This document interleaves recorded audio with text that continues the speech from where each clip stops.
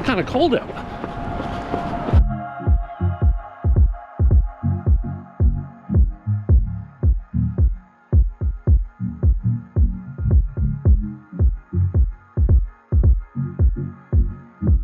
All right, friends, I am here in beautiful Seattle, Washington. I just finished a 5K run, about 6 minutes and 20 something seconds a kilometer. Not bad for an old, overweight, bald man. I don't know what bald has to do with it, but I figured if I'm being mean to myself, I might as well go all the way.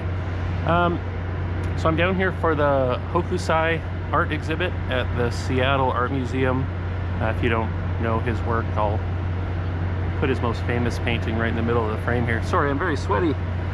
But one of the things I want to do while I'm down here is sort of test out a really portable travel photography and videography kit. I'm using part of it right now. It's an old GoPro Hero 7 Black that I dug out of my camera bin. And the only camera I've brought other than my phone is my Fujifilm X70. They're not the latest, they're not the greatest, but they're both pretty awesome. So budget-friendly, carry-on friendly travel setup review. Let's do it. Also, I find I'm much more willing to vlog with a GoPro than I am with an actual, like, larger vlogging camera setup, like my Fujifilm X-T30 or my XH1 or whatever else that I have for vlogging. Even with my phone, I find this is much more discreet and people just sort of don't notice what you're doing, which I like.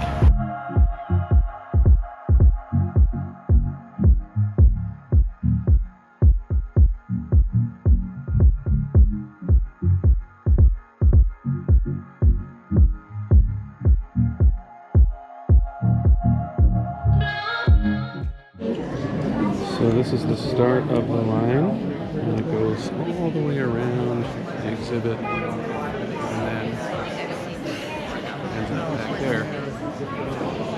And it's about an hour, apparently. So, yeah.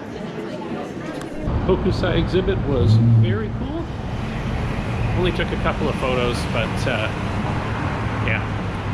It's too bad it's the last day, because I would say you should go, but you can't.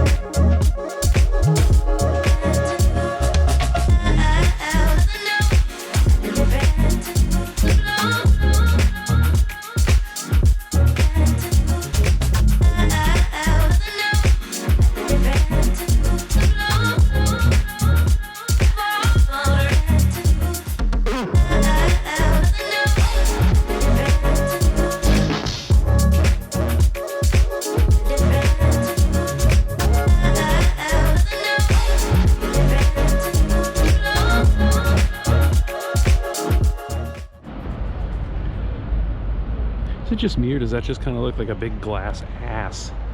You know? It's called the spheres, but like, it should be called the cheeks or something.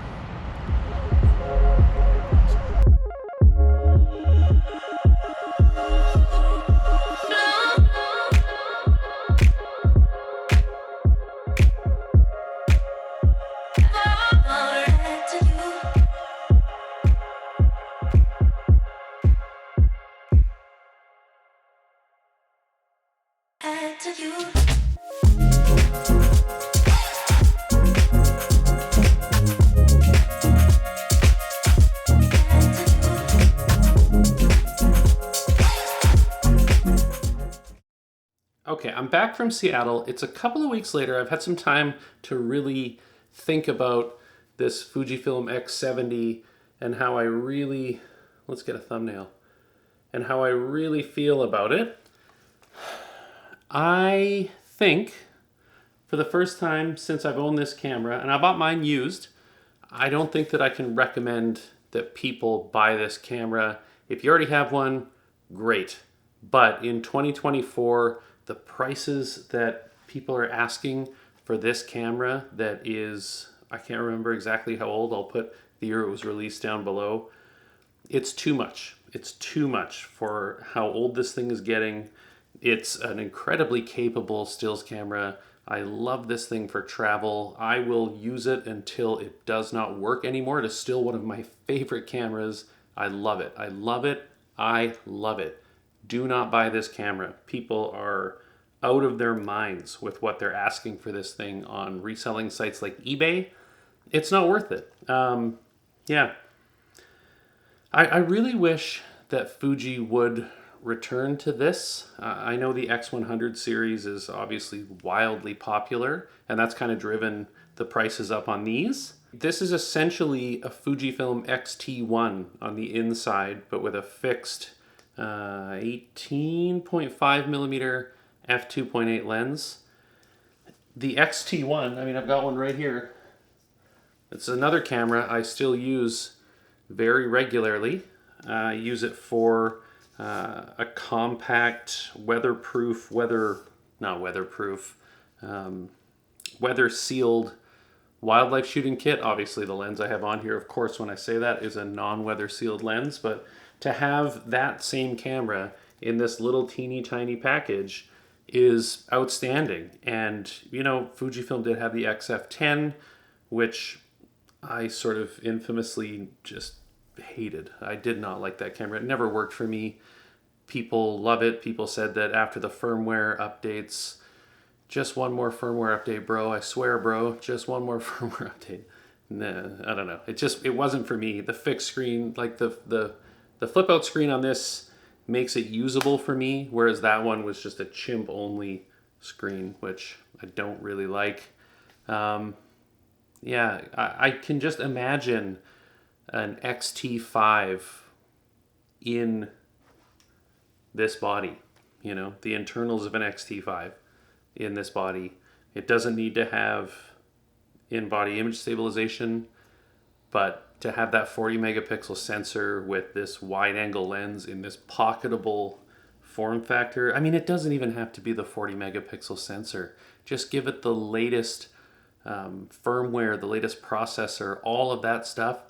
Make it the 26 megapixel sensor out of the XH2, the one with the 26 megapixel sensor, or make it a 26 megapixel X-Trans whatever sensor out of like the XT32. Yeah, I love this form factor, but yeah, it's kind of bizarre that for the first time in years, I'm not recommending that you go out and buy a camera, and it has nothing to do with the camera and everything to do with the prices people want you to pay for this thing. So yeah, I'm glad I got one when I did, when they were still somewhat under the radar. But now, yeah, I would, if you're in the market for something like this, I would look at Ricoh GRs, which are also pretty expensive, but GR1, GR2 are still, you know, I would call them affordable, but that's not the word for them. They're not outrageously priced, and they're still great cameras, especially the GR2. GR2, yeah, it's a great pocketable camera. The GR3, yeah, it's obviously a better camera, but people really want those right now, so they're getting pricey as well. Yeah. Anyways, I love Seattle. That art show was dope, and I can't wait to go back. Not to the art show because it's over, but to Seattle. I wish I could go back to the art show because it was great. But thanks for watching, guys. I'll see you in the next one, which is actually probably going to be about the GoPro that I shot part of this, because I'm having sort of a rekindling of my love with action cameras for vlogging. So yeah, that one should be coming soon. All right, see you in the next one, guys. Bye.